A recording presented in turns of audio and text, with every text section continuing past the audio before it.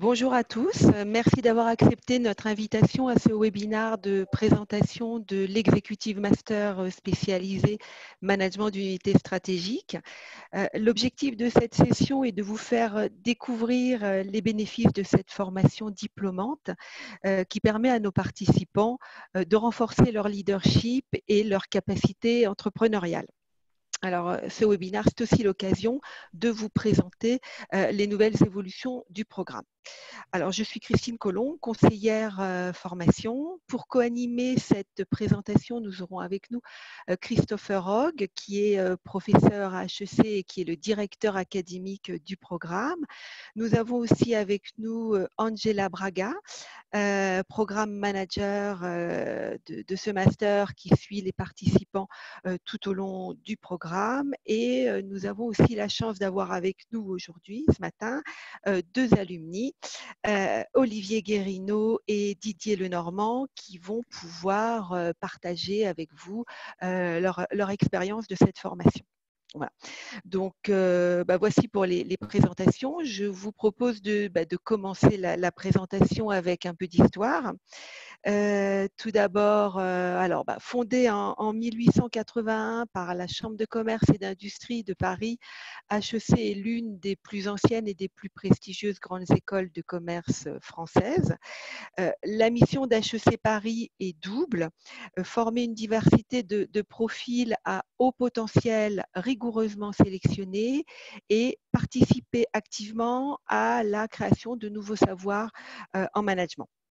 Chaque année, le Financial Times publie un classement des meilleures institutions en management et HEC est parmi les leaders mondiaux de l'executive éducation.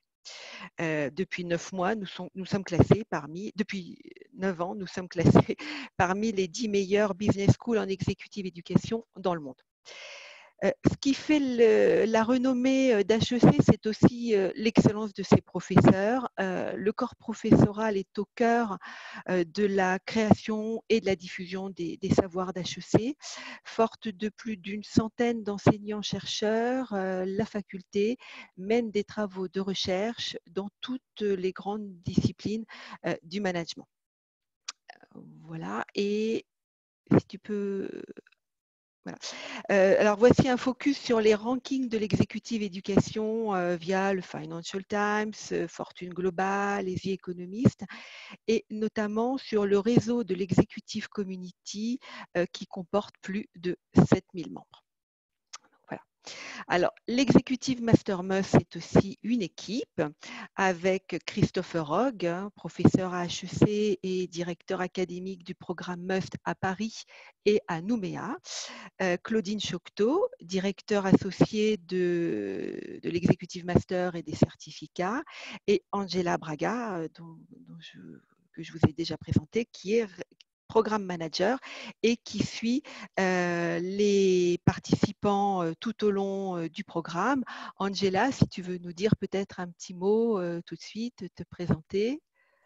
Bonjour à tous, donc Angela Braga, effectivement comme l'a dit Christine, je travaille avec Christopher sur ce programme et je serai donc, si vous avez la chance d'intégrer le master spécialisé, votre contact tout au long de votre cursus, du jour de votre arrivée jusqu'à la cérémonie de diplomation qui a lieu 1 an et demi après. Et voilà, je serai là pour répondre à toutes vos interrogations, vos questions et vous suivre, vous accompagner pour que tout se passe au mieux pendant ces 16 mois de formation. Voilà. Merci Angela.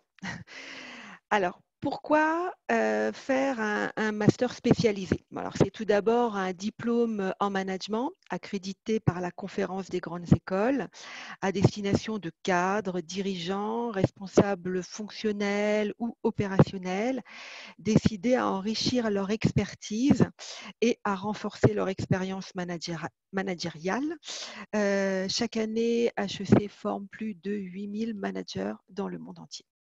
Alors, ce sont des formations adaptées aux contraintes professionnelles des participants. Au rythme d'à peu près 1 semaine par mois, les participants peuvent continuer à suivre cette formation tout en ayant tout en travaillant.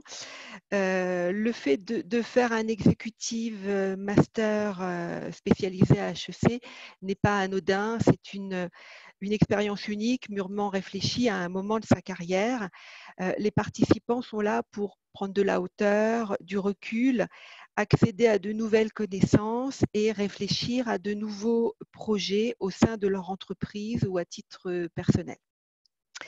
Il y a aussi la thèse professionnelle qui est vraiment un des points forts de la pédagogie. Les participants vont pouvoir travailler pendant plus d'une année sur une problématique de leur entreprise ou sur leur projet de création d'entreprise. Ils seront suivis tout au long de leur parcours par un tuteur de thèse, professeur à HEC, qui les suivra jusqu'à la soutenance de la thèse l'année N+1. Et pour finir, être diplômé d'HEC, ça veut dire accéder au réseau international des 50 000 diplômés dans le monde et pouvoir bénéficier de tous les services accessibles par le réseau, tels que des conférences et des formations. Ouais.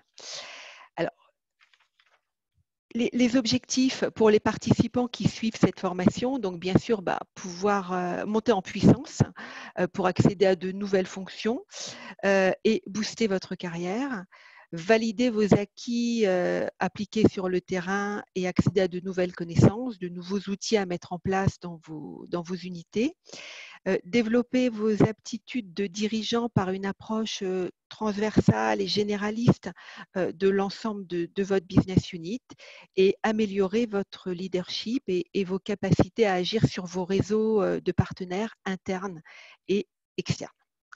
Donc voilà, j'en ai fini avec la présentation des Executive Masters en général et de l'Executive Master Must. Je laisse la parole à Christopher Hogg. Merci beaucoup Christine. Bonjour à tous. Donc Christopher Hogg, le directeur académique du programme sur Paris Nouméa à Abidjan.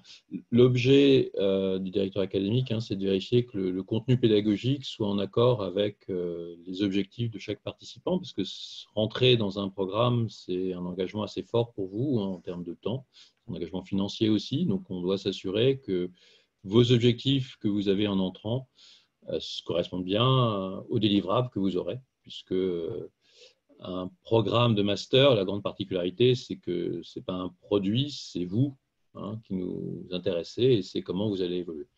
Donc, ce que je vous propose, en même temps que je détaille les missions pédagogiques, c'est n'hésitez pas sur le chat de donner quels peuvent être vos objectifs et pourquoi vous avez envie de faire ce type de programme. Également, ce que vous faites aujourd'hui, comme ça, en regardant le chat, en même temps, on peut adapter un peu ce que l'on dit à vos objectifs et à vos cas personnels. Donc, n'hésitez pas à utiliser la fonction converser de Zoom au niveau de l'interaction. Alors, la mission pédagogique, c'est vous accompagner, bien entendu, en tant que manager, cadre dirigeant, en charge d'unité stratégique aujourd'hui ou demain. Donc, il y a les deux cas. Alors, c'est quoi une unité stratégique? C'est un business, donc un business unit, ça peut être votre propre entreprise, si vous êtes entrepreneur, ça peut être la filiale d'un grand groupe, ça peut être prendre un pays demain au sein d'un groupe, mais à chaque fois, on est dans l'idée de piloter un business.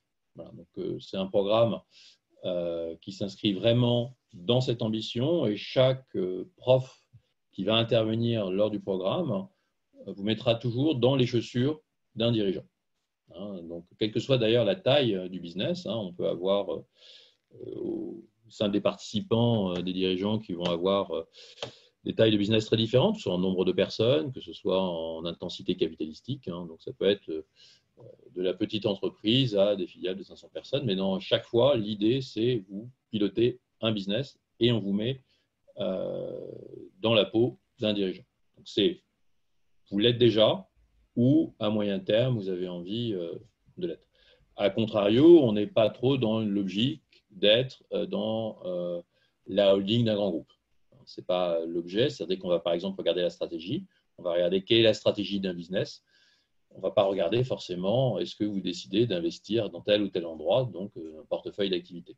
On le regardera seulement si ça a une conséquence par rapport à votre unité. Un service d'achat peut-il être considéré comme unité stratégique? En fait, c'est quoi une unité stratégique? C'est à partir du moment où vous avez, on va dire, un PNL, c'est-à-dire un business avec des clients, puisqu'on va parler de la création de valeur auprès de nos clients, des collaborateurs qui vont contribuer à cette construction de valeur, des fournisseurs, et donc, in fine, on va avoir un compte de résultats et on va donc créer de la valeur pour nos collaborateurs, pour nos clients, pour les communautés dans lesquelles nos entreprises exercent et évidemment également pour nos actionnaires. Voilà. Donc après, si vous voulez, il y a, pour reprendre ce que Gauthier nous donne sur le chat, vous pouvez très bien aussi dans le programme, j'en parlerai juste après, avoir une logique de spécialisation. C'est-à-dire que je suis pour l'instant membre d'un comité de direction, donc je dois savoir comment on gère une entreprise. Donc lorsque je suis dans un comité de direction, il faut que je puisse maîtriser stratégie, finance, marketing, RH, supply chain. Par contre, pour l'instant, ma carrière dans les quelques années qui viennent est plutôt être directeur fonctionnel, par exemple directeur commercial, auquel cas je peux faire ce programme avec une spécialisation commerciale où je veux rester DAF et je peux avoir une spécialisation financière. Alors, sur les secteurs, on en parlera avec Olivier et Didier, il y a beaucoup de secteurs différents, donc on peut venir de plein de secteurs. Didier sourit, il y a BTP, donc voilà, tu n'es pas seul, Didier, il y a des gens du BTP. Donc Olivier, donc il y a BTP, ça peut être distribution, ça peut être finance, ça peut être high-tech, expert comptable, droit, donc on va avoir une grande diversité. Alors, il y a où est-ce qu'on vous a amené, puis il y a aussi vous, puisque c'est vraiment à la recherche énergie, évidemment, avec la transition énergétique, qui est un sujet extrêmement lourd aujourd'hui. Après, il n'y a pas simplement le savoir qu'on va essayer de vous transmettre, c'est aussi vous. Et donc, c'est consolider vos propres aptitudes de leadership par une approche transversale et généraliste du management. Donc, c'est vous, à la fois sur la partie savoir, outils, donc vous aurez les outils. C'est pour ça que c'est intéressant quand même d'être dans l'idée de piloter un business, c'est que dès qu'on va transmettre des outils, il va pouvoir, c'est mieux évidemment de pouvoir se les approprier par des applications immédiates ou tout au moins par rapport à un projet professionnel, pour frotter entre la partie théorique et votre propre projet. Améliorer la création de valeur dans votre unité stratégique, donc dans toutes les composantes de ce qu'on va appeler création de valeur, mais clairement, quels que soient les enseignants que vous aurez, qui viennent de la supply chain, de la RH, de la finance, du commerce, à chaque fois, on va parler de création de valeur. Alors, ça peut être, encore une fois, des clients, des fournisseurs, nos propres collaborateurs, nous-mêmes, nos actionnaires et évidemment l'environnement dans lequel on exerce. Travailler en équipe, donc ça, normalement, vous l'avez, mais dans la méthode pédagogique, on a une méthode pédagogique qui est énormément de travail en équipe sur des cas. Et vous verrez que, évidemment, il y a l'excellence, on va dire, des enseignants. Ça, vous la verrez à la pratique. Mais surtout, après, il y a l'interaction entre vous. C'est-à-dire que vous allez beaucoup vous apporter entre vous, puisque vous venez justement de secteurs très divers, vous avez des profils assez divers, et donc vous allez travailler entre vous avec bienveillance, avec beaucoup d'exigences aussi, puisqu'on est HEC, et donc il y aura un certain nombre d'exigences par rapport au cas qu'on vous transmet. Donc ça va probablement renforcer votre faculté de travailler en équipe, sachant que normalement vous l'avez avant. Et puis on va essayer, dans le fameux apprendre à oser, qui est la baseline d'HEC, de développer le comportement entrepreneurial dans son unité. Là aussi, ça va dépendre vraiment de vous. Certains sont déjà dans des logiques entrepreneuriales, de start-up, et donc ils sont vraiment là pour consolider et sécuriser, avoir plus de résilience dans leurs aventures entrepreneuriales. Et puis pour d'autres, Christine parlait de dynamique, on peut avoir des dynamiques verticales dans des grands groupes, on peut avoir des dynamiques horizontales, c'est-à-dire être dans un point de sa carrière où on a envie de faire autre chose et donc de changer. Donc on a quand même maintenant des trajectoires de carrière qui sont très diverses, et donc ça peut être aussi des déplacements horizontaux en disant j'étais cadre dans un grand groupe et j'ai envie de rentrer dans une aventure intrapreneuriale ou entrepreneuriale, et donc là c'est de regarder quel mindset et comment on peut vous aider à ça. Voilà, ça c'est la mission. Retenez bien dans la mission un point qui pour moi est capital en tant que directeur académique, c'est vraiment qu'on vous met dans la peau d'un dirigeant d'un business. Ça, c'est vraiment la ligne commune sur les 9 semaines du programme. C'est que vous dirigez une unité stratégique, un business, un service peut-être aujourd'hui, mais demain, un business. Alors, comment est structuré ce programme? Il est structuré en 3 certificats, sachant que vous pouvez vous engager soit sur la totalité du master, qui est un programme donc diplômant. Et donc là, vous intégrerez ce que Christine a évoqué, le réseau des alumni, qui est un réseau qui est assez puissant en France, mais aussi beaucoup à l'international. Alors ça aide beaucoup lorsqu'on va se retrouver, je sais pas, à Hong Kong, à New York, à Londres ou autre, et qu'on veut bénéficier d'un réseau qui puisse nous aider, soit à Singapour. Donc ça, c'est le réseau des alumni. Pour ça, il faut être diplômé, et c'est un master. Il y a après l'idée d'être certifié. Certifié, ça veut dire qu'on vous dit que vous avez passé un programme avec nous. Alors, le certifiant, l'avantage, c'est qu'évidemment, vous avez un certificat expliquant, mais vous n'êtes pas diplômé.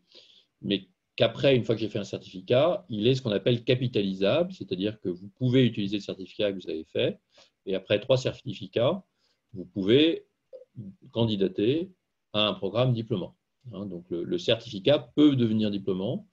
La seule chose, c'est qu'il y a une candidature et un process de sélection. C'est pour ça qu'Angela parlait de chance de faire le programme, c'est-à-dire qu'il y a effectivement un process de sélection. Le process de sélection, on n'est pas dans une logique type grande école, junior, parce qu'on est dans une moyenne d'âge de 40 ans, donc on est vraiment là pour vous accompagner dans votre mission. Le processus de sélection, c'est vraiment vérifier que le contenu pédagogique et votre projet professionnel matchent bien, parce qu'encore une fois, c'est un investissement lourd, et donc on doit simplement vérifier que le voyage pédagogique que vous allez faire avec nous pendant 1 an et demi, qui est un voyage lourd, dont on a besoin de vos disponibilités et la capacité de faire ce voyage ensemble, qui va bien se passer. Donc c'est vraiment ça la partie de sélection sur le diplôme. Donc 3 certificats. Le premier certificat, et on va les détailler ensemble, c'est définir et mettre en place la stratégie de sa business unit. Globalement, ça va être d'avoir tous les outils qui permettent d'être un membre actif d'un comité de direction ou de diriger ce comité de direction si on est le dirigeant de son business. Voilà. Donc, c'est tout ce qui permet en fait de diriger un business, de définir et de mettre en place la stratégie de sa business unit. Donc là-dessus, on aura évidemment la partie financière, qui est le nerf de la guerre, la partie stratégique, qui dépend du dirigeant, la partie marketing commercial, qui est la top line, le supply chain et l'organisation de l'architecture de valeur, et évidemment toute la partie RH, qui est la motivation et l'implication de nos collaborateurs. Donc ça, c'est le premier certificat qui s'adresse à des dirigeants, mais qui peut s'adresser aussi à des directeurs fonctionnels, pour que lorsqu'il est dans un comité de direction, on soit pertinent non seulement sur la partie sur laquelle on est l'expert, mais également sur les autres parties. Voilà. Donc, par exemple, vous aurez l'obligation dans le programme de bien maîtriser l'ensemble des domaines financiers d'une entreprise, puisque la finance est évidemment capitale dans l'entreprise pour déterminer nos capacités d'action, nos financements par rapport à nos projets. Et donc, même si on est des RH, même si on est directeur commercial et pas à l'aise avec la finance, on doit la maîtriser lorsqu'on est dirigeant. Le deuxième certificat est plus sur l'exécution de la stratégie. Alors, c'est une partie qui est en fait un peu plus dure que le premier, puisqu'on va dire que les 2 tiers, ou entre les études, entre les 2 tiers, 75% des échecs sont plus dans l'exécution que dans la définition de la stratégie. C'est donc la mise en place. Et donc, on va déterminer la mise en place avec les process de pilotage de la performance, également quels sont les facteurs clés de succès de notre performance, qu'est-ce qu'on doit approfondir dans nos connaissances et dans nos expertises pour que cette stratégie soit menée efficacement, et puis la mise en œuvre concrète de la stratégie de la business unit. Et puis le dernier certificat, il est plus sur vous en tant qu'entrepreneur. Donc là, on va regarder ce qu'on appelle les nouvelles donnes de l'entrepreneuriat. Donc, ce qu'on a appelé il y a 10-15 ans la nouvelle économie, qui est maintenant devenue le main train de notre économie, c'est-à-dire toute l'économie d'innovation, comment on gère l'innovation, qu'est-ce que c'est que le capital risque, soit parce que nous-mêmes, on va dépendre de cette logique, soit parce qu'on a des concurrents qui dépendent de ces logiques, qui déboulent dans le marché et qui remettent en cause beaucoup de choses, donc comprendre comment ils fonctionnent et quelles sont leurs dynamiques. On va également travailler sur vous en tant que leader, c'est-à-dire pas simplement au niveau du cortex, du raisonnement, mais également au niveau des émotions. Qu'est-ce que vous transmettez? Et puis, on va travailler aussi sur votre vision à long terme, puisque en tant que dirigeant aujourd'hui, on a une double difficulté, c'est qu'on doit être extrêmement agile, et on l'a vu cette année évidemment avec le Covid, c'est-à-dire qu'on doit avoir des entreprises agiles et résilientes, pour prendre 2 termes à la mode, parce qu'on est dans un environnement qui est beaucoup moins prédictible qu'avant, avec beaucoup plus d'aléas, donc comment on va gérer cette agilité. Mais en même temps, on est dans une économie aujourd'hui qui valorise beaucoup plus l'avenir que le présent, c'est-à-dire que les levées de fonds se font sur des projets et notre capacité d'avoir des visions. Donc on est dans un monde beaucoup plus aléatoire, dans lequel il faut avoir des visions de long terme et donc être capable de se projeter. Donc c'est un double défi en tant que dirigeant, c'est d'avoir cette agilité et de cette vision. Voilà. Donc ça, on va travailler ça sur ce 3e certificat. Dernière chose qui est en option de ce programme, qui est quelque chose qu'on n'a pas pu faire cette année avec le Covid, mais qui va être refait l'année prochaine, qui est, on a un partenariat avec le GIGN, donc on fait un stage avec le GIGN sur, on va dire, le pilotage un peu sous stress. Donc je l'ai fait, je ne suis pas très sportif, donc ce n'est pas un aspect où on va mesurer nos compétences physiques. Par contre, on va être mis sous stress. Et c'est un stage qui est extrêmement bénéfique. Je vais peut-être demander à Olivier et Didier d'en parler, parce qu'à la fois, on va engager non seulement le cortex, le raisonnement, on va engager l'émotion aussi pendant le certificat, mais là, on engage également le physique. Donc, on va avoir un aspect de comment on arrive à redonner bien du sens, à la fois sur l'engagement et le stress, lorsqu'on a un engagement rationnel, émotionnel et physique. Olivier, tu veux dire un mot ?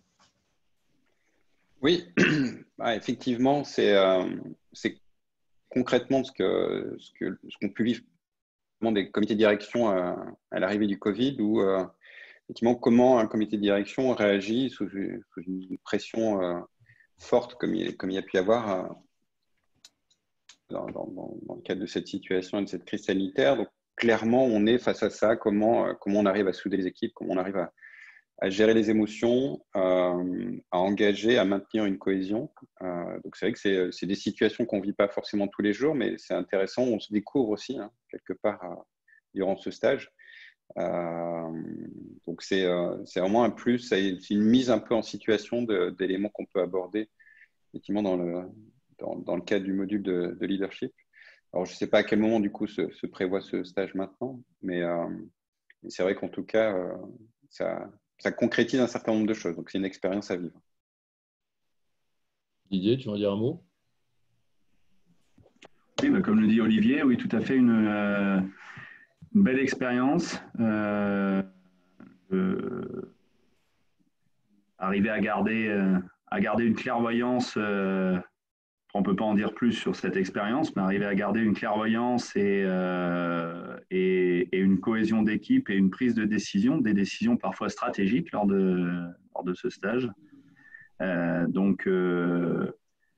Une possibilité exceptionnelle, puisque c'est quand même rarissime de pouvoir bénéficier d'un stage comme celui-là. Et ça fait, oui, c'est comme pour reprendre les termes d'Olivier, c'est une vraie mise en situation et ça participe à boucler cette boucle du voyage de ce master. Et puis un dernier point sur le stage, c'est la qualité des formateurs qui est assez exceptionnelle. Donc on est amené à rencontrer des gens de ce corps et le frottement, l'interaction avec ces gens-là est souvent extrêmement riche. Alors pour revenir sur la partie les certificats, pour les détailler, l'ensemble des certificats, on va avoir donc le premier certificat qui est définir et mise en place la stratégie de sa business unit.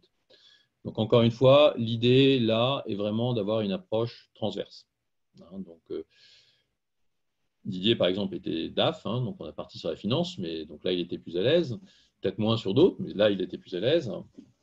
Olivier était plus sur la supply chain. Donc on a des zones d'expertise sur lesquelles on s'est construit. Mais lorsqu'on est dirigeant, on doit maîtriser l'ensemble, non pas comme multi-expert, mais comme généraliste, c'est-à-dire même si je ne suis pas commercial, si je suis dirigeant, évidemment, je dépends de mes clients, donc comment je crée de la valeur avec mes clients, donc comment je vais discuter du marketing et du commercial.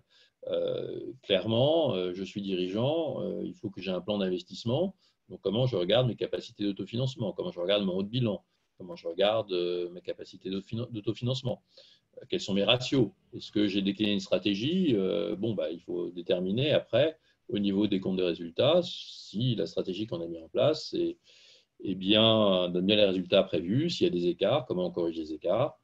Voilà. Donc, il y a également évidemment et puis la partie stratégique qui est de déterminer comment on va allouer, puisque si on a une définition simple de la stratégie, ce serait simplement la décision de l'allocation de nos moyens. Donc, où est-ce qu'on décide de mettre nos sources, sachant qu'on va avoir de temps en temps des collaborateurs, en particulier en crise, où tout devient urgent. Lorsque tout est urgent, rien n'est urgent. On ne peut pas allouer tout. Donc, où est-ce qu'on tranche ? Pourquoi on tranche ? pourquoi on décide d'être meilleur que nos concurrents sur tel domaine et par contre de laisser filer sur d'autres. Tout ça, c'est la stratégie. Donc, il faut qu'on ait les outils qui nous permettent de le faire et puis évidemment partager ça, partager le sens, partager la vision avec nos équipes internes. Mais on dépend aussi beaucoup de nos fournisseurs, on descend beaucoup d'innovation par des partenaires business. Nos clients dépendent peut-être de nos distributeurs, donc il faudra partager ce sens et mobiliser non seulement nos équipes internes, mais externes.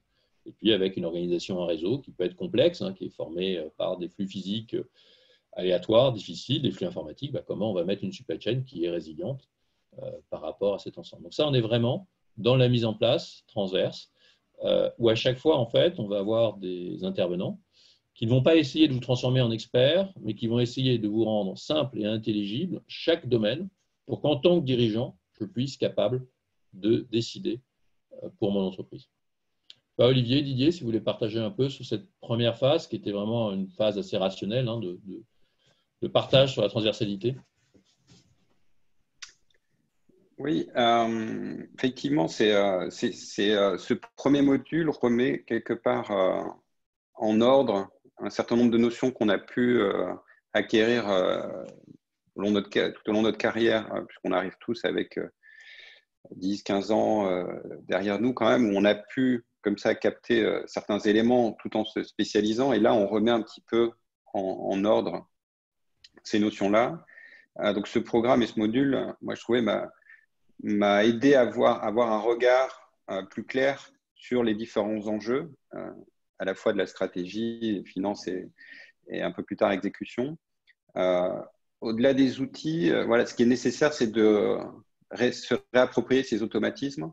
Et ce qui est intéressant, c'est les interactions en groupe avec des membres d'industries différentes, etc., nous permettent comme ça, effectivement, de développer cette vision des enjeux, des impacts, et de pouvoir se mettre en action plus facilement, ou en tout cas d'interagir et d'avoir des discussions, je trouve, plus pertinentes avec l'environnement dans lequel on évolue. Pour moi, il a changé effectivement avant et après, mais je me suis trouvé beaucoup plus solide à la sortie de ce module sur ces discussions stratégiques parce que j'avais cette vision d'ensemble. Donc un regard différent, je trouve. Oui, tout à fait d'accord, Olivier. Sortir de notre prisme avec en effet 10-15 ans d'ancienneté sur une expertise de notre métier et aborder les thèmes qui nous sont proposés dans nos COMEX ou nos comités de direction où l'on acquiert une hauteur de vue lorsqu'un sujet est abordé par un des membres d'un comité de direction, on l'aborde plus avec historiquement notre expertise, mais avec un autre prisme. Et moi, j'ai beaucoup entendu, quand on a travaillé les cas, par exemple, en groupe, et ça fait partie du voyage, de voir cette intelligence collective et les visions de chacun avec bienveillance. Et évidemment, la qualité des intervenants qui font la réputation de l'école, mais qui nous donne vraiment une hauteur de vue sur les problématiques qui permettent de prendre les sujets qui sont proposés dans nos entreprises aujourd'hui et demain, sans rentrer parfois le petit bout de la lorgnette, en tout cas par la facilité de notre expertise, mais le voir avec un prisme différent. Voilà.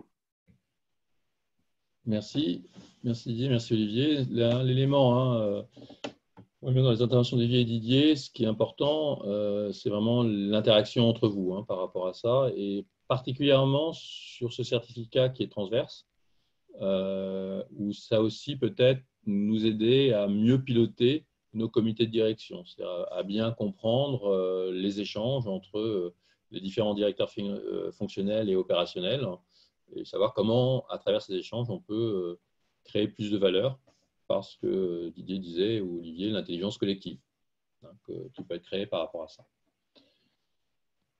Alors, ce certificat est à destination dans le master pour ceux qui veulent piloter un business, mais il est également, à mon avis, extrêmement intéressant pour tous ceux qui veulent continuer en tant que directeur fonctionnel, puisque ça va leur permettre, dans le comité de direction, d'avoir un impact meilleur et de mieux valoriser en fait leur expertise, comment leur expertise permet de créer de la valeur pour l'entreprise.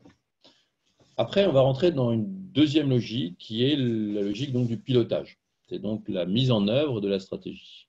Donc, on va commencer par un module qui est assez demandeur en termes de temps et de groupe de travail. Donc, voilà, donc il faut là,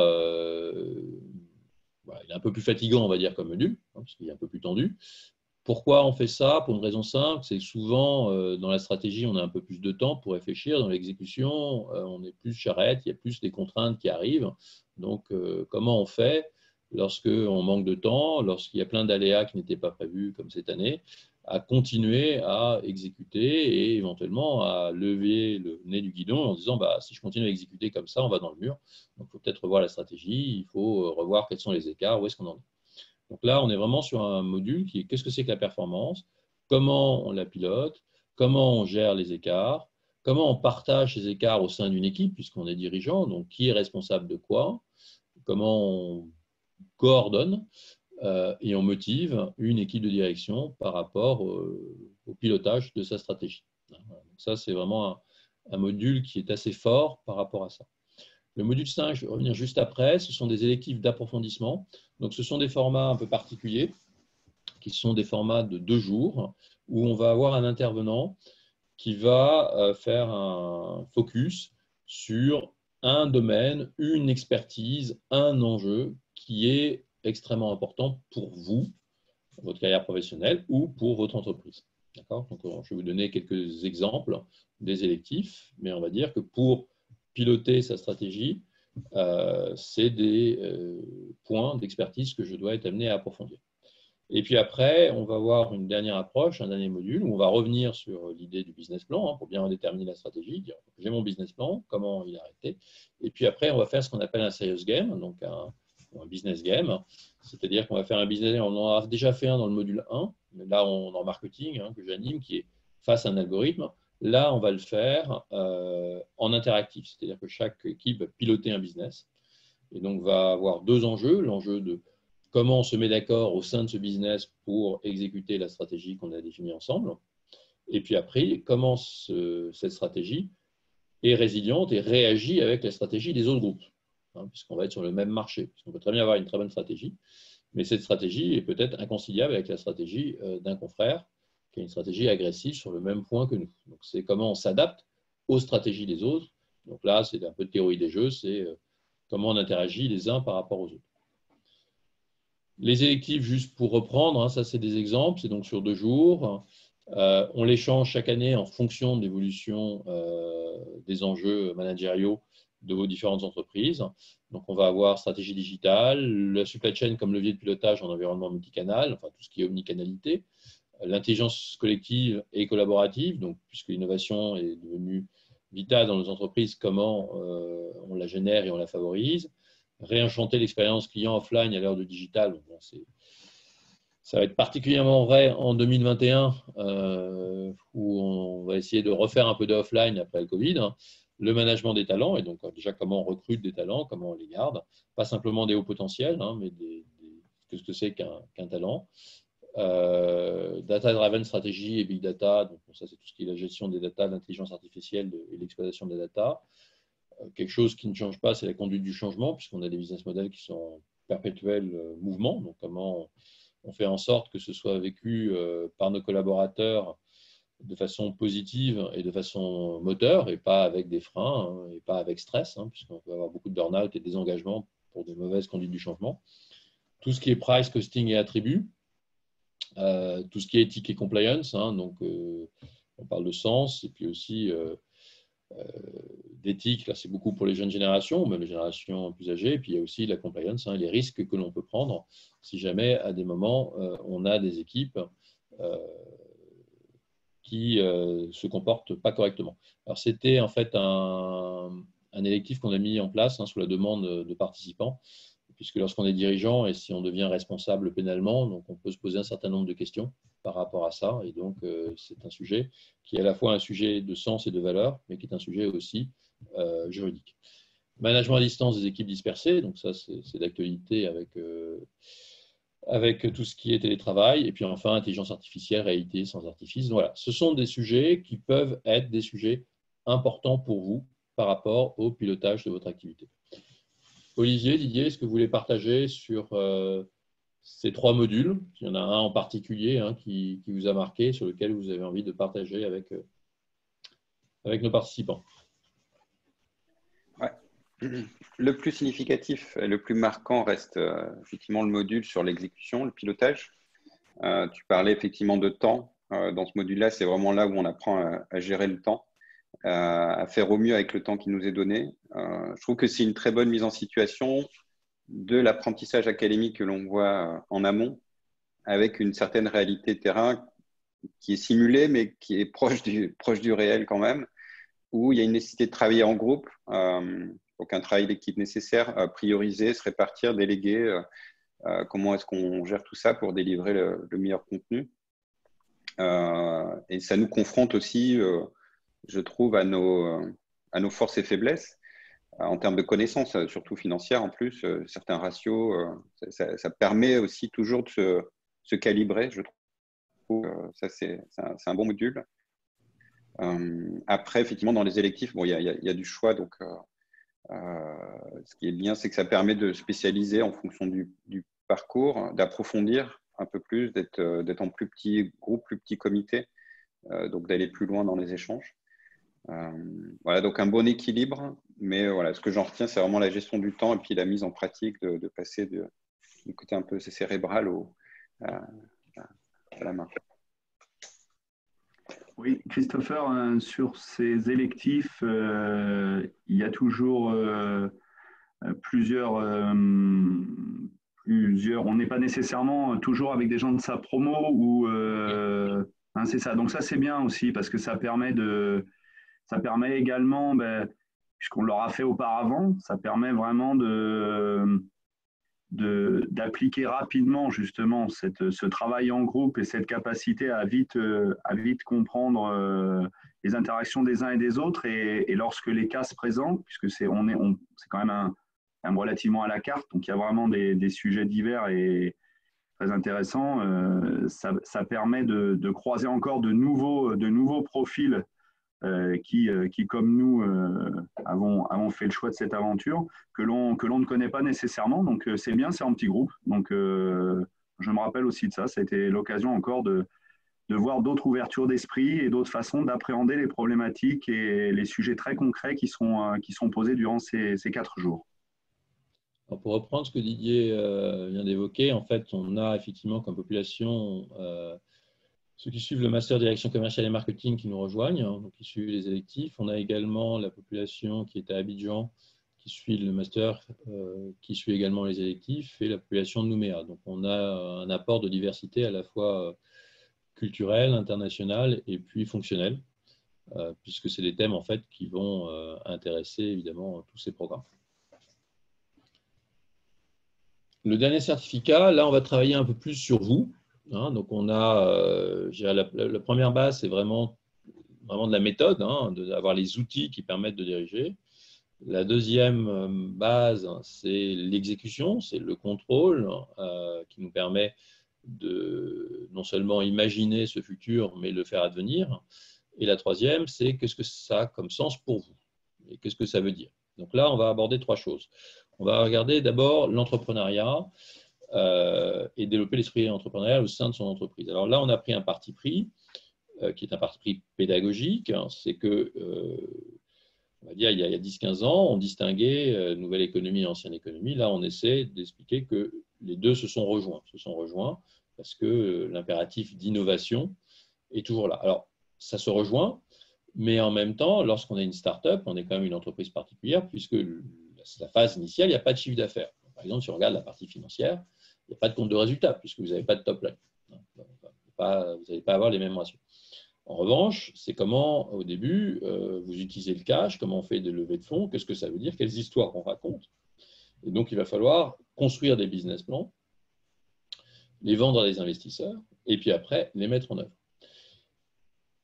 Alors, pendant longtemps, l'ancienne économie a dit oui, alors dans tout ça, c'est du rêve, ça ne va pas arriver, ils vont se faire rattraper par la réalité. Et puis finalement, on s'aperçoit que c'est la réalité qui rattrape l'ancienne économie puisqu'elle est dévantée et que finalement des nouveaux arrivants arrivent avec des puissances financières beaucoup plus fortes et arrivent à ce qu'on appelle maintenant disrupter ou changer les codes de la concurrence.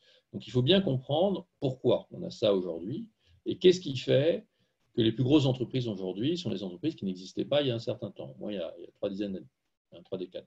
Donc comprendre comment ça fonctionne pour qu'on puisse l'appliquer à nos entreprises, ce phénomène d'innovation, voir aussi que l'innovation amène des parts de risque extrêmement importantes, puisqu'on va dire que 70% des innovations sont des échecs. Donc comment on gère l'échec au sein d'une entreprise, comment on gère la carrière de nos collaborateurs avec l'échec. Voilà, puisqu'on ne peut pas dire à la fois vous êtes excellent, vous allez innover et puis il faut avoir un forecast à 3% près ou 1% ou un demi-point près de votre EBIT sur le prochain quadrimestre. Donc, il y a beaucoup d'injonctions paradoxales, donc c'est bien de comprendre ce mécanisme-là. Alors ça va servir autant pour des gens qui sont déjà dans ce milieu-là que pour d'autres qui ont besoin de faire de l'open innovation et de s'ouvrir au monde entrepreneurial. Ça, c'est le module 7. Après le module 6, on est vraiment là sur vous et sur votre émotion, c'est-à-dire qu'est-ce que ça veut dire d'être dirigeant pour vous. Ok, il y a un discours de temps en temps un peu convenu de l'entreprise qui va surévaluer le succès et la performance, mais qu'est-ce que veut dire réellement la performance pour vous? Qu'est-ce que ça a comme sens? Qu'est-ce que ça a comme sens? Alors pourquoi pour vous? Parce qu'il faut déjà être au clair soi-même avant d'être capable de partager avec ses équipes. Donc si on n'est pas au clair soi-même par rapport à ce qu'est pour nous le leadership, qu'est-ce que veut dire la réussite, on va avoir du mal à le partager et à engager nos collaborateurs dans du sens partagé. Donc là, c'est le seul d'ailleurs module de l'ensemble qui est en résidentiel. Donc là, on vous a de lundi au vendredi.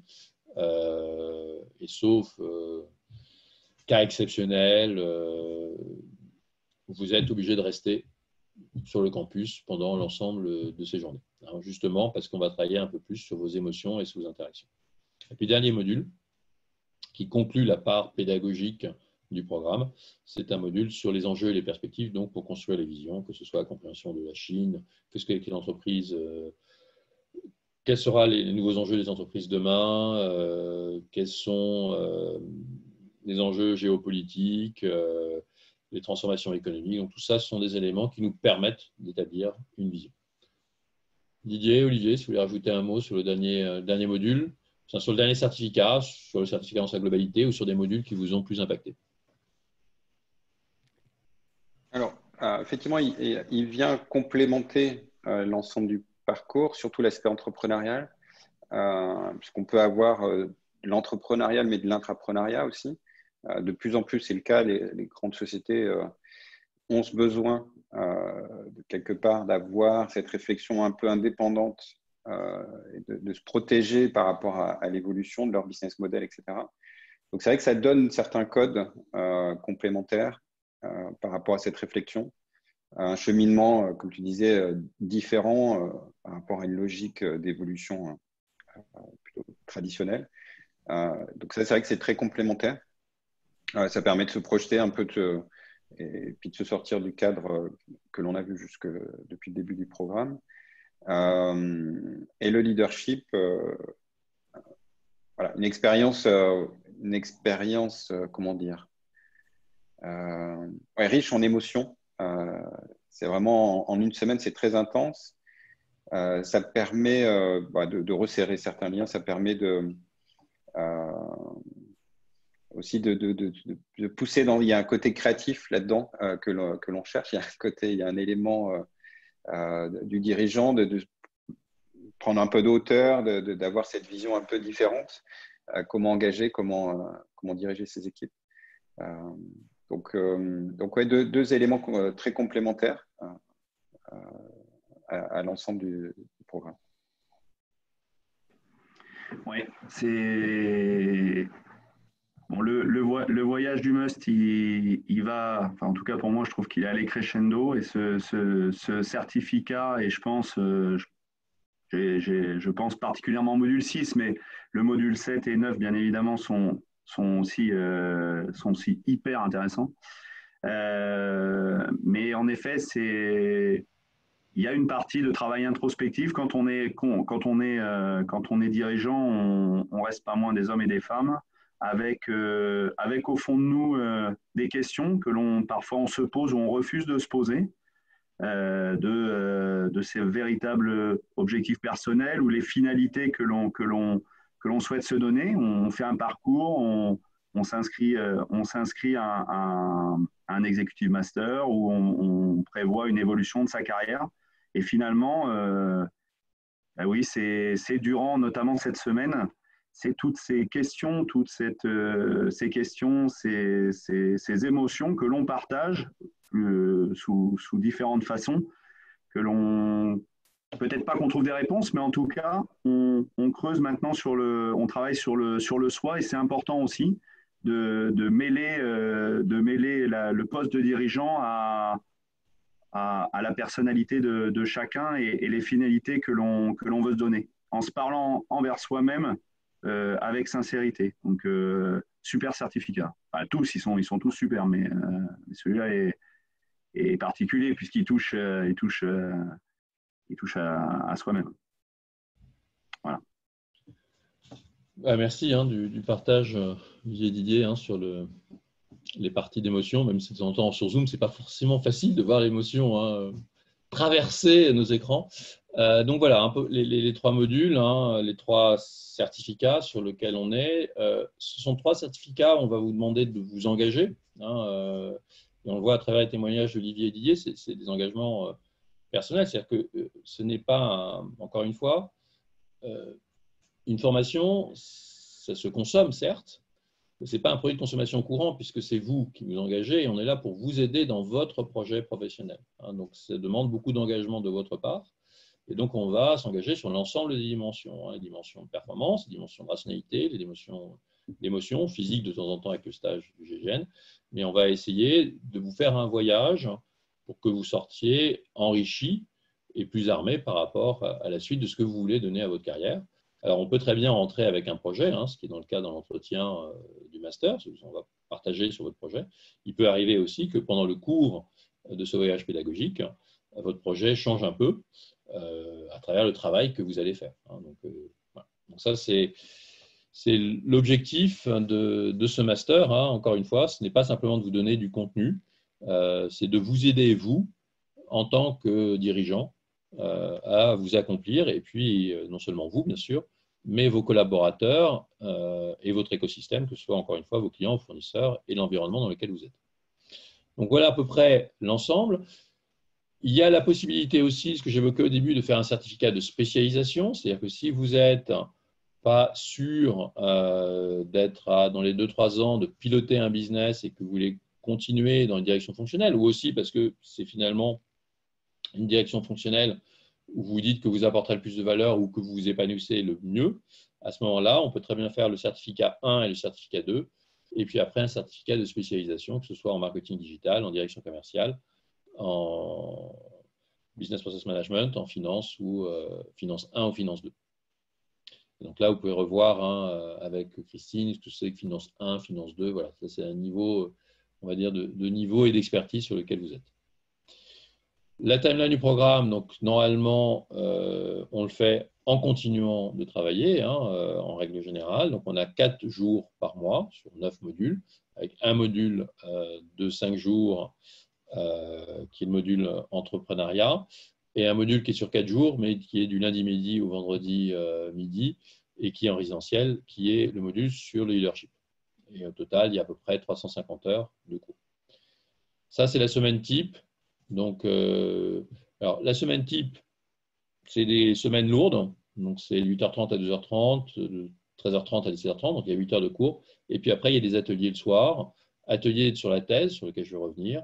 Et après, il y a des conférences en 1h30 qui sont soit des conférenciers invités par HEC, soit invités par la promo. Et puis, on termine chaque semaine par un débriefing et les take-aways de la semaine pour à la fois regarder vos take-aways puis regarder aussi pour nous quelles sont les choses qui sont à améliorer sur la semaine qu'on vient d'avoir. Alors, c'est des semaines qui sont assez fatigantes, c'est-à-dire c'est des semaines pleines et entières, sur lesquelles vous devez être totalement disponible. Donc, c'est parfaitement compatible de faire ce programme pendant que l'on travaille, mais ce qui n'est pas compatible, c'est de continuer à travailler pendant la semaine où vous êtes avec nous. C'est-à-dire que la semaine où vous êtes avec nous, on va être assez exigeant par rapport à vous, il y a des groupes de travail, donc il faut être pleinement engagé dès que vous êtes sur le campus. Je ne sais pas si Didier, tu veux dire un mot, ou Olivier.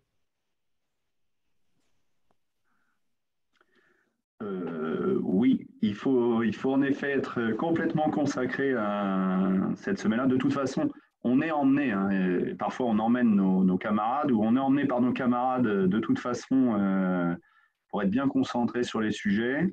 En effet, je vois des soutiens méthodaux ou des invités à 19h30. Alors, ce n'est pas subi, mais souvent souhaité. On se retrouve ensuite et on continue de travailler sur certains thèmes, parfois un peu au-delà de 19h30, il faut le dire, mais ça s'est jamais fait, ça se fait pas dans la douleur, ça se fait toujours avec plaisir et enthousiasme. Mais ça demande quand arrive le jeudi soir, après le débrief, on fera dévoiler le secret. J'espère que d'ici là, on pourra toujours avoir un moment de convivialité au Best Western d'HEC, mais c'est parfois le moment de relâche parce que c'est une semaine où on s'investit beaucoup.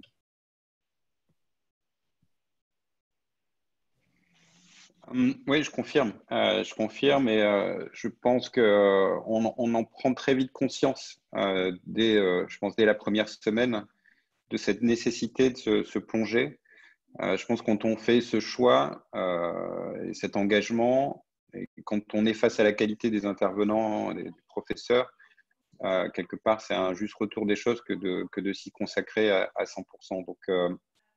Donc effectivement, c'est délicat de considérer qu'on pourra maintenir un rythme et de concilier les deux. Je pense qu'on fera ni bien, ni l'un, ni l'autre. Donc vraiment un réel intérêt de s'y consacrer à 100%. Allez, et puis je vais solliciter une dernière fois Didier qui devra nous quitter juste après, parce que tu as des contraintes. Mais je vais quand même te solliciter une dernière fois, et puis Olivier également, évidemment, sur la thèse professionnelle.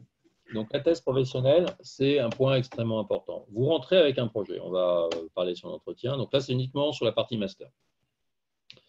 Vous avez un projet, une thèse professionnelle, c'est deux choses, c'est thèse et professionnelle. Thèse, c'est une problématique académique de recherche, et professionnelle, c'est lié à votre projet professionnel. Donc, c'est un gros travail qui est à remettre, hein, qui va durer 1 an et demi. Donc, dès que vous arrivez, en fait, dès la première semaine, on en parle, pour dire exactement ce que c'est, ce que vous voulez faire, quel est le rôle du tuteur dans l'encadrement de la thèse, comment on définit le sujet. Donc, on va vous aider à définir le sujet. Une fois que le sujet est défini, on va vous donner un tuteur et vous allez travailler. Alors, vous allez travailler avec la partie recherche au démarrage, qui est de lire beaucoup, de se poser beaucoup de questions, lire, interviewer sur un projet. Vous allez voir que par rapport aux questions qu'on se pose, il y a énormément de choses dans le monde à benchmarker, à lire. Donc, dès qu'on est curieux d'esprit, voilà, on se retrouve avec une masse d'informations par rapport à son sujet qui est très forte. Et donc là, il va falloir commencer à organiser cette masse d'informations, la ramener à votre sujet et puis en faire un élément de force par rapport à votre projet professionnel qui doit vous aider. Donc, c'est à la fois un gros travail, mais c'est un travail, normalement, on est assez fier une fois qu'on l'a rendu, même si de temps en temps, il y a un peu de souffrance pendant le process de faire la thèse, parce que ça va vous aider par rapport à votre projet professionnel. Alors, j'ai coutume de dire, et dans la très, très grande majorité des thèses qui sont remis, que si votre entreprise, ou si vous aviez, vous, à payer un consultant par rapport à votre projet professionnel pour réfléchir sur le sujet, bah, vous paierez bien plus que la totalité des frais académiques de ce programme. Donc, une thèse professionnelle, pour moi, a une valeur marchande qui est nettement supérieure à 40 000 €. Ça veut dire quoi? Ça veut dire que donc tu peux être jusqu'à 12 heures. Donc, tu vas pouvoir partager un peu ta souffrance sur la thèse, Didier. Je te remercie. Donc, ça veut dire que la valeur réellement de ça, elle est importante. C'est pour ça qu'il ne faut pas se tromper dans le sujet. C'est beaucoup de temps, mais c'est beaucoup de valeur. Il y a des thèses sur lesquelles ils ont fait des business après. Une thèse dont je me souviens, que j'ai tutoré, c'est devenu, à partir de sa thèse, il a fait le plus gros produit d'assurance qui est vendu aujourd'hui en France dans l'assurance agricole. Donc, il y a des choses où on va vraiment avoir un projet derrière qui va nous aider. Ça peut être votre propre projet entrepreneurial, sur lequel vous allez vous-même engager votre argent, de love money, des investisseurs. Donc, c'est un sujet qui est important, donc ça vaut le coup d'y réfléchir. Vous avez un tuteur qui vous aide, il y a une bonne dynamique parce que chacun est sur son sujet, donc vous partagez au Best Western, on se relâche, mais de temps en temps, on partage aussi un peu sur où est-ce qu'on en est. Donc, il y a une bonne dynamique entre vous. Donc, c'est vraiment un produit dont on peut être fier à la sortie. Alors pour vous, on parle de mars 2022, donc ce n'est pas tout de suite. Mais c'est un vrai cheminement et ça fait partie du voyage. Didier, après je vais laisser Olivier, mais comme tu as ta contrainte de déjeuner, je vais te donner la priorité, même si Wes te dit que tu peux encore rester un peu. Non, pardon. Oui, alors merci Christopher, parce que on est là pour parler en toute sincérité. Ça a été un stress en amont, puisqu'on on part avec une idée, parfois plus ou moins établie, mais qu'elle doit en effet avoir un rapport avec le travail, qu'il y a un délai. Alors voilà, suivant son caractère, on peut être plus ou moins stressé du temps, de ce que l'on pourrait avoir à dire, de ce que l'on et on est vraiment très aidé par le tuteur, par le tuteur qui nous est alloué, avec lequel il faut vraiment échanger le plus tôt possible. Il faut pas se mettre de pression, mais c'est en effet un travail de longue haleine. C'est un peu comme quand on était plus jeune, lorsqu'il y avait des fiches de lecture à faire. Je le vois en ce moment avec mes enfants sur des ouvrages, mais on n'attend pas la dernière minute pour faire les fiches de lecture. Bon, ben là, c'est au-delà d'une fiche de lecture, c'est un gros travail qui a, à l'arrivée, dont on est extrêmement fier. Après, on fait de son mieux, qui a un vrai attrait parce que on peut commencer, en tout cas moi j'ai pu peut-être commencer parfois des choses ou partir sur ma thèse avec un côté un peu contraignant de me dire bon et finalement on y prend plaisir. Cette fameuse recherche académique qui elle devient, allez, je vais employer un terme fort, parfois même addictive, parce on prend de l'information sur des sujets qui sont les nôtres, donc qu'on connaît ou qu'on croit connaître, et comme on se les réapproprie en donnant de la hauteur, tout ça dans la perspective toujours la même de prendre de la hauteur, c'est de ce fameux voyage. On va plus loin et on cherche sur un sujet qui est généralement quand même lié à son métier ou son entreprise. Et donc, on va plus loin et on le regarde avec un autre prisme et on développe. Et de quelque chose où je pouvais me retrouver au départ un peu embêté en me disant « Oh là là, il va falloir quand même mettre du contenu ».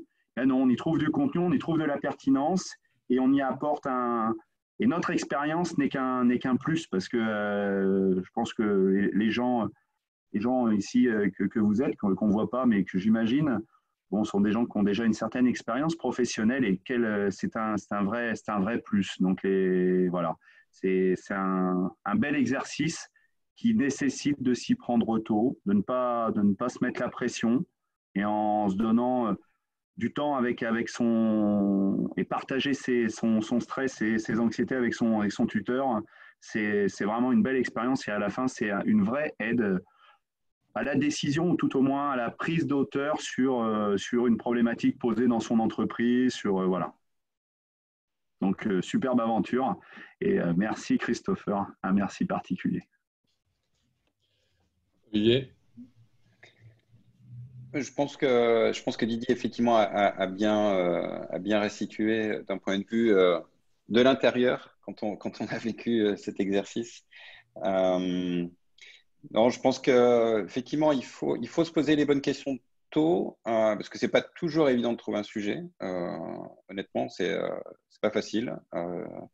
Ça reste une thèse, donc c'est pareil, le principe de thèse, c'est un peu conceptuel au départ. Ça peut être limite un peu effrayant.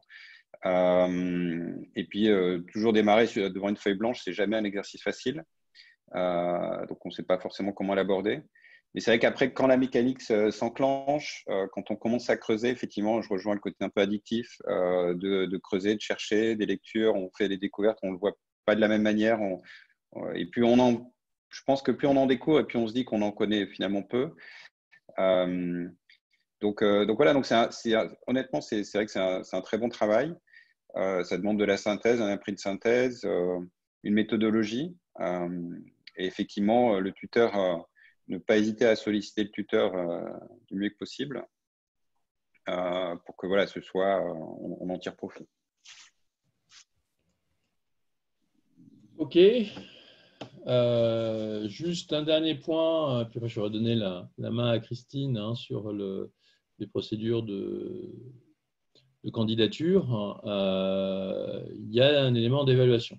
Alors, l'évaluation concerne et le certificat et le master. Alors, le master, c'est une obligation, c'est un programme diplômant, donc vous allez intégrer à la sortie de ça la communauté des alumni d'HEC, donc vous allez devenir ancien HEC.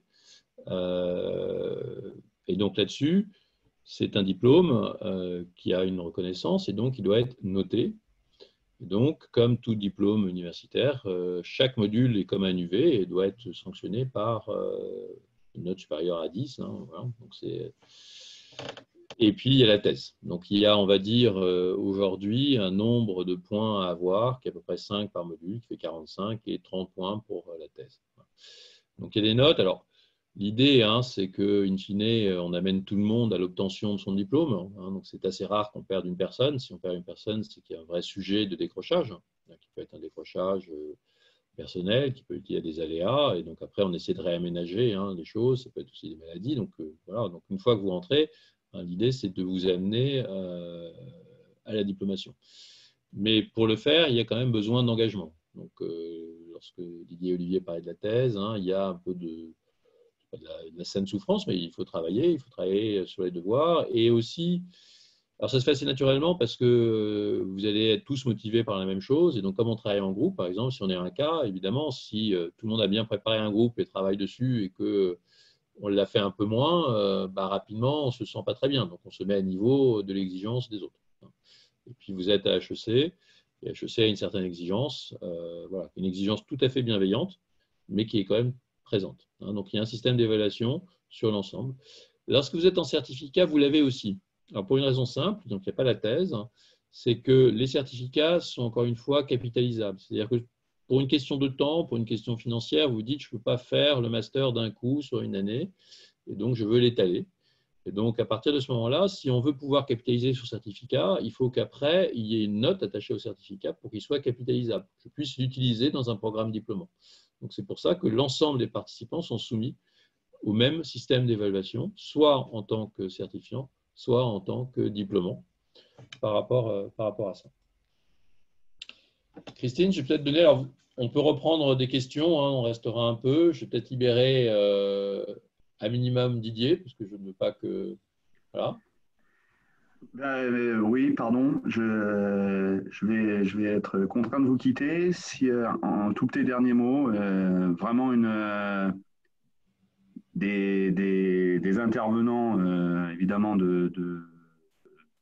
des interventions d'un très haut niveau. On a chacun nos domaines d'expertise et malgré cela, on apprend et on réapprend des choses dans son domaine également, puisque ça balaye, le programme balaye bon nombre de disciplines. Donc, c'est bien, ça permet aussi, même dans son domaine de prédilection, d'apprendre de nouvelles choses, de voir évidemment que les choses changent.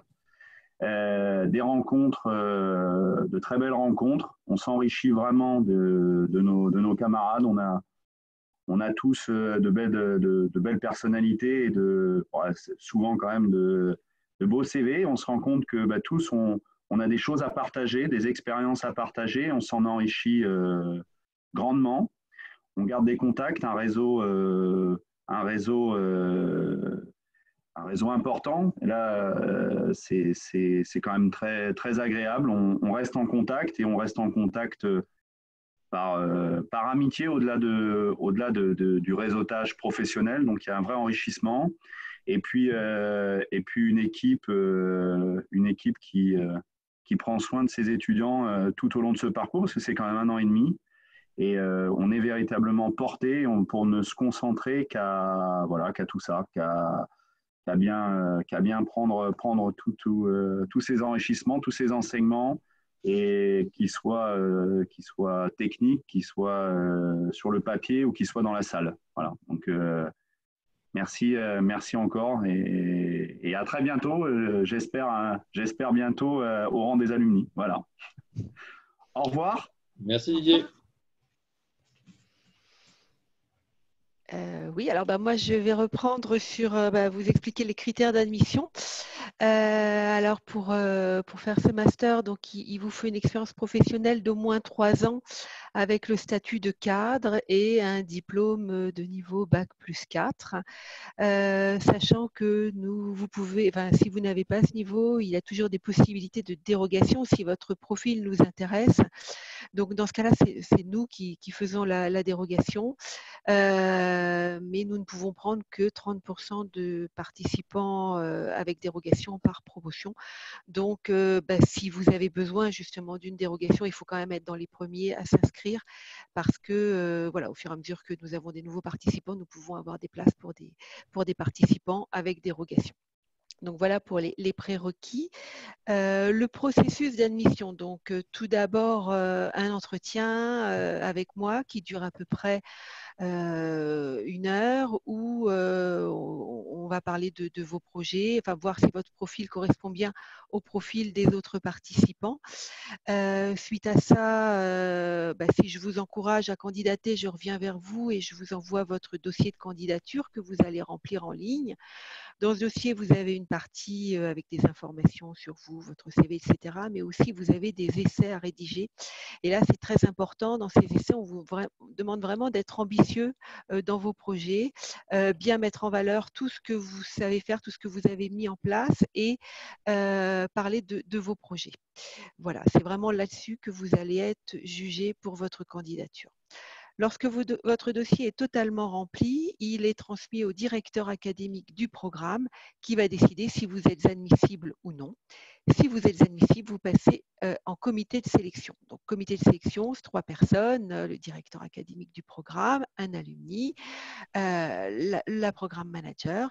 Vous passez dans ce jury, on vous remet une étude de cas sur laquelle vous travaillez pendant 1 heure, questions-réponses, puis on passe à votre dossier et à votre projet, puis le jury délibère et quelques jours après, on vous dit si oui ou non vous pouvez intégrer le master. Et on vous demande aussi de passer le TOEIC et d'avoir 750 au TOEIC. Ça n'est pas obligatoire pour intégrer le master, mais vous aurez besoin de le passer une fois pendant la formation. À partir du moment où votre dossier est totalement rempli, vous pourrez passer le TOEIC gratuitement sur le campus, une fois sur le campus. Voilà, donc comme vous voyez, ce processus de candidature peut être un peu long. C'est pour ça qu'il faut s'y prendre quand même pas mal de temps à l'avance parce que après, pour obtenir les financements, les discussions auprès de son entreprise et bien sûr le dossier de candidature. Donc au niveau du calendrier pour votre candidature, donc, nous avons commencé à recevoir des candidatures depuis juillet. Alors, le tarif du master est de 43 800 €, mais nous proposons exceptionnellement cette année un tarif Early Bird de moins 15% si votre dossier est totalement rempli avant le 31 octobre. Voilà. Et donc, je vous rappelle, la date de rentrée, c'est le 11 janvier prochain. Donc là, vous pouvez encore nous poser quelques questions. Sinon, de toute façon, je reviens vers vous à la fin de cette présentation.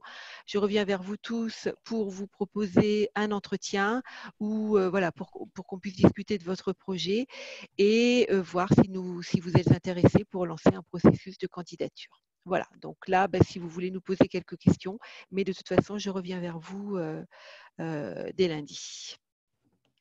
N'hésitez pas à nous poser des questions sur le chat. Peut-être pendant que vous posez vos questions, je vais laisser également Olivier nous dire un mot de conclusion par rapport à son expérience.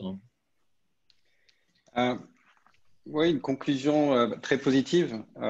Effectivement, un projet très transverse. Je pense que c'est vraiment le mot, qui couvre très large, qui vraiment capacité d'ouverture à beaucoup de choses, qui permet d'alimenter la réflexion. Je pense quand on rentre dans ce type de programme, c'est que voilà, on recherche quelque part à franchir un cap ou en tout cas à se donner potentiellement aussi un nouvel élan ou à s'ouvrir à d'autres expériences. Et c'est vraiment ce qui le permet. Et tu disais également en introduction, on vous met vraiment dans les chaussures d'un dirigeant. Et je pense que c'est ce ressenti aussi que l'on a tout au long du programme, de vraiment se projeter dans cette stature de dirigeant face à ces problématiques, face à ces interrogations, face aux interactions aussi. Vous mettez dans des conditions de groupe. Le business game est un excellent aussi module qui permet pendant 2-3 jours de se mettre en situation de prise de décision un peu sous pression, de négociation.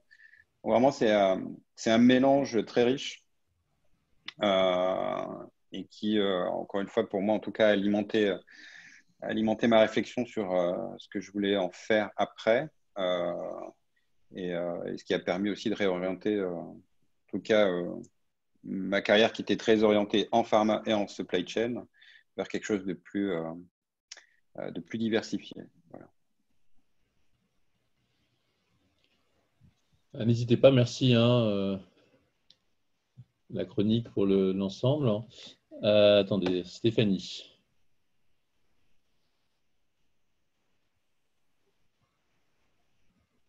Alors, Stéphanie, ce qu'on peut faire par rapport à ça, c'est-à-dire qu'il y a deux choses. On peut commencer par un certificat. C'est-à-dire la question de Stéphanie est de faire si on peut faire sur 2-3 ans. Alors, ça se fait très bien sur 1 an et demi. Voilà, c'est 9 semaines. Souvent, il y a des questions qui se posent sur l'aspect de délégation. Alors, j'ai eu pas mal de cas où des gens étaient sur des emplois du temps très serrés, que ce soit à titre de leur entreprise ou en travaillant pour leur patron qui disait que ce n'était pas possible de vous laisser. En fait, ça apprend aussi de couper cette semaine à bien déléguer. Et de temps en temps, ça fait du bien aussi lorsqu'on est dirigeant, parce que c'est une qualité où souvent, dans nos candidats, on a des gens super parce qu'ils savent vraiment délivrer.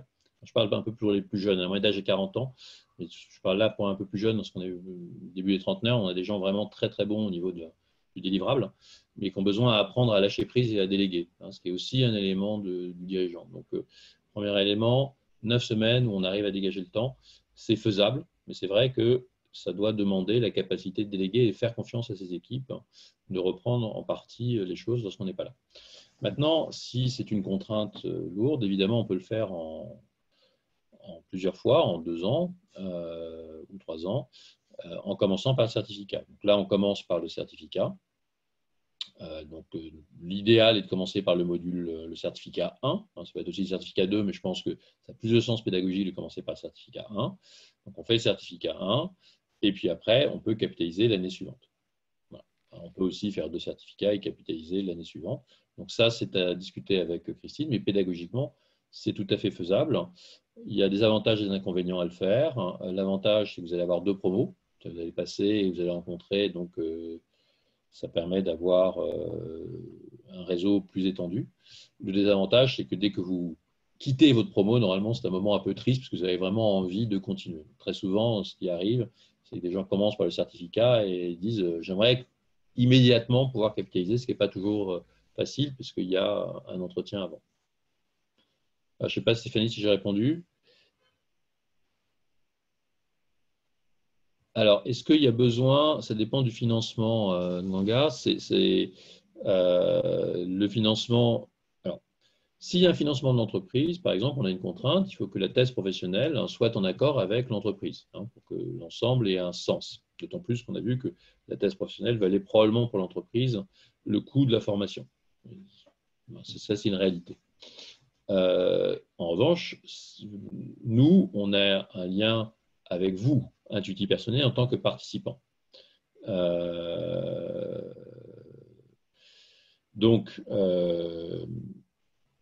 Excusez-moi, je suis en train de dire en même temps l'ensemble. Donc, j'ai perdu. Attendez, je suis en train de lire en même temps ce que dit Yann Ganga. Oui, donc sur l'entreprise, vous n'avez pas besoin de l'appropriation essentielle de l'entreprise. Si par contre, vous nous dites, je veux prendre une filiale dans l'entreprise et que l'entreprise n'est pas d'accord, n'est au courant du projet, ça nous pose un problème. C'est-à-dire qu'il faut que le projet professionnel que vous nous donnez ait une réalité à l'intérieur de l'entreprise. Donc, de temps en temps, il peut arriver lors du jury qu'on demande à un candidat en disant « Ok, tu veux prendre la filiale de tel pays ?»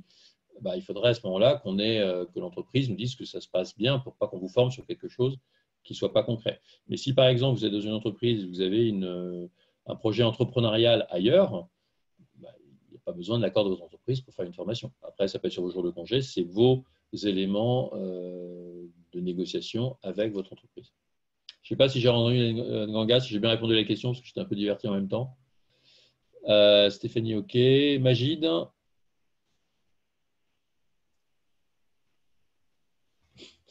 Alors, sur le strategy thinking et le strategy planning, je suppose que, Magid, ce que tu veux dire, c'est que le strategy thinking est plutôt sur le module 1 et le strategy planning sur le certificat 2. Il n'y en a pas un qui est plus important que l'autre. Il y a juste un constat, c'est que la plupart des échecs sont des problèmes d'exécution. Maintenant, si vous avez une stratégie thinking, c'est-à-dire si vous avez une stratégie qui est super résiliente, qui est super innovante, elle peut être tolérante à des problèmes d'exécution opérationnelle. Okay, par contre, ce qui est certain, c'est que si vous n'avez pas d'exécution opérationnelle concrète, ça va poser un problème. Après, il peut arriver, c'est plus rare que la stratégie ne soit pas si forte, mais que vous avez des super opérationnels, donc le strategy planning permet de le faire. Mais le strategy planning, on est un stade avant le strategy execution. Donc il y a quand même l'exécution qui est derrière, parce qu'on peut très bien planifier, et après, ça n'arrive pas.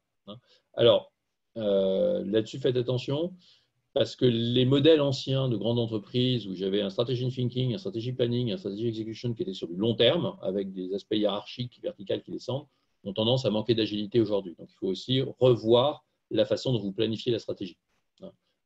L'idée d'agilité et de vision, qui est également à mettre à l'intérieur. Donc, la plupart du temps, maintenant, on essaie d'avoir des aspects dans la stratégie d'agilité et de vision qui permettent justement, dans le planning et l'exécution, d'adapter les choses au changement d'environnement. Donc, l'idée ancienne, très verticale, on fait du thinking, on fait du planning, on fait l'exécution et tout ça est bien séquencé, a du mal à résister aux aléas des environnements. Je ne sais pas si j'ai déjà répondu, mais après, ça, c'est à débattre avec les intervenants. On a... OK.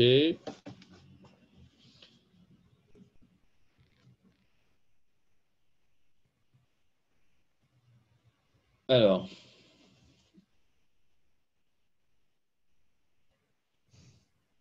on reviendra après sur les notions. Là, je laisserai. C'est intéressant. Ce qui est bien, c'est qu'il y a bien dans ces chats toute cette curiosité. Il y a une différence conceptuelle entre leadership et management. Après, on peut revenir par rapport à ça. Vous aurez plusieurs profs d'ailleurs qui ne vous donneront pas toujours les mêmes définitions. Et ça, c'est important parce qu'in fine, c'est à vous de réfléchir par rapport à ces thèmes-là, par rapport à votre entreprise. On n'est pas un cabinet de conseil. On est une société, enfin, on est une institution de formation et d'éducation supérieure. Et donc, on est là pour vous aider à réfléchir, vous. Donc, dans les profs, on ne vous diront pas la même chose. Certains vous diront management, c'est ça, d'autres, le leadership, c'est ça. Et si vous avez une diversité de points de vue, c'est que c'est une bonne chose. C'est-à-dire qu'on n'est pas sur une ligne, ça veut dire que vous êtes sur une capacité de réfléchir par vous-même. Donc, il y a beaucoup de termes, mais on ne va pas mettre de chapelle. Je sais, ce n'est pas une chapelle en vous disant c'est comme ça ou c'est comme ça. On va essayer de mettre au milieu la notion de valeur, qui est importante, et vous verrez pas simplement la valeur performance, les valeurs humaines, qui sont essentielles, et ça, souvent, les gens sont un peu surpris en rentrant sur HEC, puisqu'on a une image de performance économique assez forte, qui vient de nos alumni, qui ont réussi pour beaucoup dans leurs entreprises, mais cette performance, elle ne vient pas de l'exacerbation de la performance économique, elle vient parce qu'il y a des valeurs qui sont partagées. Et une fois qu'il y a ces valeurs-là, après, on va évidemment les conceptualiser, et on va parler de management, de leadership, et donc après, on va avoir différentes écoles. Mais on ne va pas vous inculquer une école par rapport à une autre, on va essayer de vous aider à réfléchir, à faire votre chemin par rapport à ça. C'est important, ça, parce que même là, on a cette année une camarade qui est une ancienne de la grande école, comme moi, qui fait le programme, et elle est ravie. Pourtant, elle a déjà été à HEC avec nous, elle est ravie parce qu'elle voit les choses sous un autre angle, et surtout, alors, il y a l'angle pédagogique, parce qu'évidemment, en 20 ans, ce que vous avez appris pour certains, même il y a 10-15 ans, et ce qui se pense maintenant est très différent. Donc, il y a une réactualisation des données pédagogiques qu'elle n'estimait pas être à ce point, mais surtout, c'est soi-même qui change. C'est-à-dire qu'elle-même, par rapport à ça, elle reçoit cette pédagogie de façon totalement différente. Donc ça, c'est un élément qui est important. C'est qu'il y a à la fois la méthode, les outils, mais c'est la confrontation à soi-même et à son projet.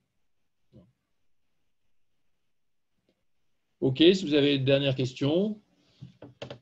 De toute façon, Christine est à votre disposition normalement pour partager sur l'ensemble. Je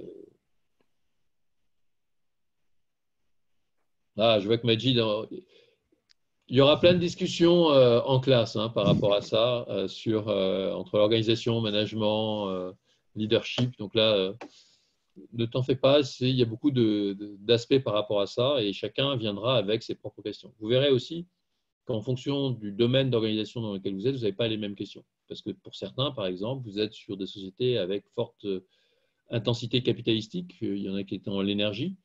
Et donc là, il faut prendre son temps avant de décider dans quelle énergie et quels sont les gros investissements qu'on fait parce que le coût de force main-d'œuvre est très élevé. Donc, il faut beaucoup d'analyse. D'autres viendraient de sociétés de services, grande distribution ou service à la personne, ou au contraire, il faut être extrêmement rapide dans ces décisions parce que l'opérationnel est très important. Donc, vous n'aurez pas les mêmes approches en fonction des organismes dont vous venez. Et c'est ça qui fera la richesse. La richesse, c'est que justement, ça, c'est peut-être un biais qu'on a. Vous avez tous plutôt, enfin, toutes les personnes que l'on voit dans le programme, vous êtes en réussite dans vos propres projets, dans votre vie professionnelle. Alors, il y a eu des hauts et des bas, mais il y a des bonnes dynamiques la plupart du temps. Mais du coup, on a de l'expérience. L'expérience, c'est bien, ça nous permet d'être plus rapide. Mais de temps en temps, le problème de l'expérience, c'est que c'est adapté à un secteur et pas forcément à tous les secteurs. OK, je vous remercie beaucoup. Je pense qu'on va peut-être s'arrêter là. Ce n'est pas un problème d'avoir des questions, imagine, on peut en avoir beaucoup. Mais on va là devoir s'arrêter. Si vous avez d'autres questions, n'hésitez pas avec Christine à échanger. Voilà. Et puis, on espère que ce voyage puisse vous intéresser et qu'on puisse se rencontrer dans un entretien prochainement. Voilà, merci beaucoup à tous. Effectivement, je reviens vers vous et je vous envoie bien sûr le support de cette présentation. Voilà, à très bientôt. Merci. Au revoir. Au revoir.